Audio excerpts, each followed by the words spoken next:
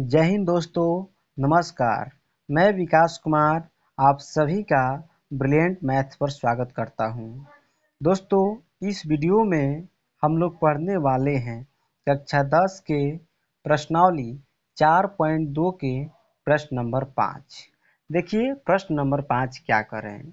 प्रश्न बनाने से पहले यदि आप चैनल पर नए हैं तो चैनल को जरूर सब्सक्राइब कर लीजिए और जो साइड में बेल आइकन है उसको प्रेस करके नोटिफिकेशन ऑन कर लीजिए ताकि जैसे यहाँ से वीडियो अपलोड किया जाए सबसे पहले आपके पास वीडियो चला जाए। तो चलिए ध्यान दीजिए। देखिए प्रश्न नंबर 5 क्या कह रहा है कि एक समकोण त्रिभुज की ऊंचाई, एक समकोण त्रिभुज है, इसकी जो ऊंचाई इसके आधार से 7 सेंटीमीटर कम है। यानी कि समकोण त्रिभुज जो है इसकी ऊंचाई जितनी होगी इससे 7 सेंटीमीटर ऊंचाई होगा। इससे 7 सेंटीमीटर कम कौन होगा तो ऊंचाई होगा। यदि कर्ण 13 सेंटीमीटर का हो तो अन्य दो भुजाएं ज्ञात कीजिए। यानी कर्ण का मान दे दिया है, समझ रहे ना। अन्य दो भुजाएं ज्ञात करने का मतलब आधार पूछ रहा है और त्रिभुज की ऊंचाई पूछ रहा है। तो दोनों में से कोई हमें नहीं पता है। तो सबसे पहले प्रश्न हम लोग जब पढ़ें तो प्रश्न में कह रहा था कि आधार जितना होगा ना इससे 7 सेंटीमीटर कम इसकी ऊंचाई होगी। इससे इसीलिए सबसे पहले हम माने कि समकोण त्रिभुज एबीसी है, इसकी ऊंचाई आधार कितना है 1 सेंटीमीटर, तो इसकी ऊंचाई कितनी हो जाएगी x माइनस 7 सेंटीमीटर। क्योंकि प्रश्न ही कह रहा था कि जितना आधार होगा इससे 7 सेंटीमीटर कम कौन होगा त्रिभुज की ऊंचाई होगी। आई होप कि आप लोग इतना समझ में आया होगा। चलिए सबसे पहले लिखेंगे माना समकोण समकोण त्रिभुज, समकोण त्रिभुज का आधार आधार कौन है तो BC बराबर 1 सेंटीमीटर। इसलिए ऊंचाई निकाल लेंगे। ऊंचाई बराबर कितना हो जाएगा, ऊंचाई कौन है इसका AB है, यहाँ पर AB, तो ऊंचाई बराबर हो जाएगा x माइनस 7 सेंटीमीटर। अब कर्ण दिया है, कर्ण बराबर लिखेंगे कर्ण बराबर, तो कर्ण कौन है AC, यानी AC बराबर कितना है 13 सेंटीमीटर। आप ध्यान दीजिए। अब लिखेंगे समकोण त्रिभुज ABC में तो हम लोग जानते हैं एक फार्मूला पढ़े हैं पाइथागोरस प्रमेय जो कि समकोण त्रिभुज में लागू होता है। पाइथागोरस प्रमेय यही कहता है कि कर्ण का स्क्वायर बराबर क्या होता है लंब स्क्वायर प्लस में आधार स्क्वायर होता है। तो कर्ण कौन है यहाँ पर AC भुजा है, तो लिखेंगे AC का स्क्वायर बराबर लंब कौन है हमारा AB है, तो AB का स्क्वायर अब प्लस में आधार कौन है, तो आधार हमारा कौन है BC, तो BC का स्क्वायर। अब ध्यान दीजिए जो जो दिया है सबका मान रख देंगे। AC का मान कितना है तो 13 का स्क्वायर, AB का मान कितना है x माइनस 7, तो x माइनस 7 का होल स्क्वायर अब प्लस में BC का मान कितना है, BC का मान है x, तो x का स्क्वायर कर देंगे तो x स्क्वायर। आई होप कि आप लोग यहाँ तक पूरा कंप्लीट समझ में आया होगा। अब चलिए अब ध्यान दीजिए। देखिए 13 का स्क्वायर होता है 169 बराबर ये a माइनस बी के होल स्क्वायर पर सेट है।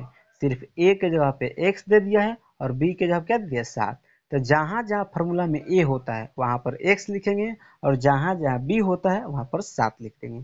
तो a स्क्वायर होता है यानी कि x का स्क्वायर माइनस 2ab,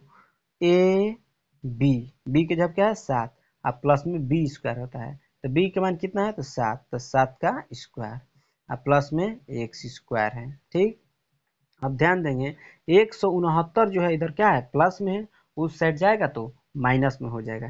तो x स्क्वायर, ध्यान देंगे यहाँ पर x स्क्वायर कितना हो जाएगा 2x स्क्वायर माइनस 7 दूनी 14 x में गुणा कर देंगे 14x प्लस में 7 का स्क्वायर कितना होता है 49।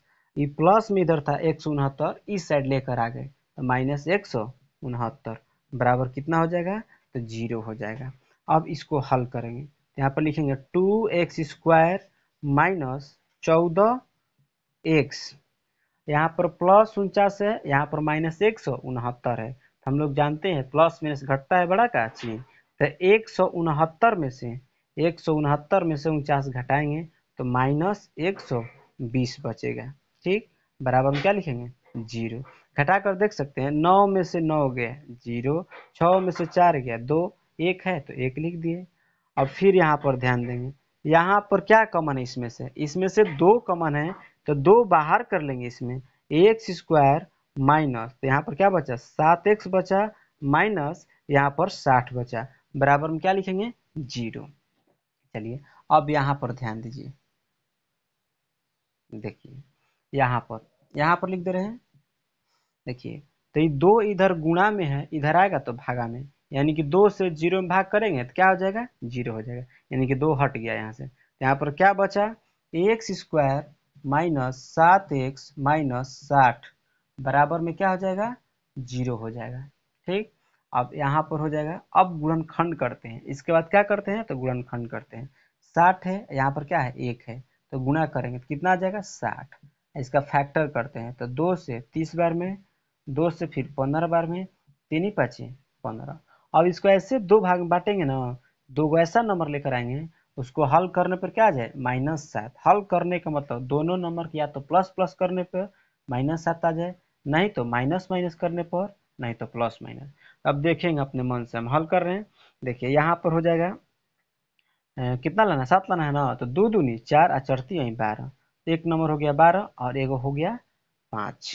समझ रहे ना, तो 12 को लिख देंगे माइनस में और 5 को किस में लिख देंगे प्लस में लिख देंगे। इसको हल करेंगे तो क्या आ जाएगा -7 आ जाएगा। देखिए तो यहाँ पर लिख देंगे एक्स स्क्वायर माइनस 12x और प्लस में 5x और माइनस में क्या है 60 है, तो 60 लिख देंगे और बराबर में क्या लिख देंगे 0। यहाँ पर -12x प्लस 5x लिखे हैं, कोई अंतर नहीं है, क्योंकि इसको हल करेंगे तो फिर हमारा क्या आ जाएगा -7x आ जाएगा। अब देखिए यहाँ पर कॉमन लेते हैं, कितना भाग में बट गया 2 भाग में, 2 भाग में इसको यहाँ से बांट देते हैं। यहाँ पर क्या कॉमन हो जाएगा, देखिए इसमें x है और इसमें भी x है, x बाहर ले लेंगे कॉमन, यहाँ पर बच गया x -12। और बार बार हम समझाते हैं जो यहाँ पर आता है यही वाला यहाँ पर आता है x -12 बराबर में 0। लेकिन अब यहाँ से हम दिमाग लगाते हैं, यहाँ पर कुछ नंबर कॉमन होता है, तो यहाँ पर +5x था, लेकिन यहाँ पर अभी क्या है x से है, यानी कि यहाँ क्या कॉमन हुआ होगा +5, यहाँ वाला +5 बाहर आ गया। अब ध्यान दें फिर 2 भाग में हो गया ये। अब ध्यान देंगे x -12 इसमें भी है, x -12 है उसमें भी है, तो x -12 कॉमन हो जाएगा। यहाँ पर बच गया x और यहाँ बचा +5 बराबर में 0। अब दोनों को अलग कर लेते हैं, x -12 बराबर 0 और x +5 बराबर 0। इसलिए x बराबर कितना आ जाएगा 12, इसलिए x बराबर यहाँ से कितना आ जाएगा -5। क्या हो जाएगा -5। लेकिन यहाँ पर x हम लोग क्या माने हैं त्रिभुज का आधार है, आधार है इसका तो कुछ लंबाई होगा, और हम लोग जानते हैं कि लंबाई कभी माइनस में नहीं होती है, लंबाई हमेशा क्या होती है धनात्मक होती है। तो यहाँ पर लिख देंगे क्योंकि लंबाई लंबाई हमेशा हमेशा हमेशा धनात्मक धनात्मक होती है, धनात्मक होती है। इसलिए इसलिए क्या हो जाएगा समकोण त्रिभुज के, इसलिए समकोण त्रिभुज है उसका आधार लिखेंगे, इसलिए समकोण त्रिभुज हम लोग डायरेक्टली लिख दे रहे हैं। देखिए जगह नहीं बच रहा है, डायरेक्ट लिख दे रहे हैं। इसलिए आधार बराबर, आधार कितना माने थे समकोण त्रिभुज का x माने थे ना, तो x बराबर क्या लेकर चलेंगे 12। ये तो -5 अमान्य हो गया, क्योंकि इसको लेकर चलेंगे तो लंबाई माइनस में हो जाएगा, जबकि लंबाई माइनस में नहीं होती, यानी कि आधार कितना आ गया 12 सेंटीमीटर। 12 सेंटीमीटर आधार हो गया, याद रखिए यहाँ पर क्या लिखे हैं तो 12 सेंटीमीटर। अब यहाँ पर लिख दे रहे हैं, इसलिए ऊंचाई बराबर, देखिए ऊंचाई यहाँ पर लिख दे रहे हैं। थोड़ा दिक्कत होता है दोस्तों, ठीक ना, बोर्ड मेरा छोटा पड़ जाता है, तो आप लोग सपोर्ट कीजिए कि हम आने वाला टाइम में डिजिटल बोर्ड खरीद पाएँ, ठीक ना, आप लोग खूब अच्छा से बहुत अच्छा से पढ़ा पाए ऑल सब्जेक्ट। ऐसे हम ऑफलाइन क्लास में पूरा ऑल सब्जेक्ट पढ़ाते हैं, ठीक ना, लेकिन यहाँ पर मेरा थोड़ा दिक्कत है अभी, ठीक ना, उतना व्यवस्था नहीं है, इसलिए सिर्फ आप लोग अभी मैथे पढ़ा रहे हैं, लेकिन ऑल सब्जेक्ट पढ़ाएंगे। देखिए यहाँ पर लिख दे रहे हैं, इसलिए ऊंचाई बराबर ऊंचाई ऊंचाई। तो ऊंचाई कितना हो जाएगा, तो ऊंचाई कितना है x माइनस 7। एक्स का मान कितना आ गया, तो 12, 12 माइनस 7 यानी 12 में से 7 घटा 5 सेंटीमीटर। यही हमारा फाइनल आंसर हुआ। यानी कि आधार समकोण त्रिभुज का हो गया 12 सेंटीमीटर और ऊंचाई कितना हो गया 5 सेंटीमीटर। आई होप कि आप लोग पूरा कंप्लीट समझ में आया होगा।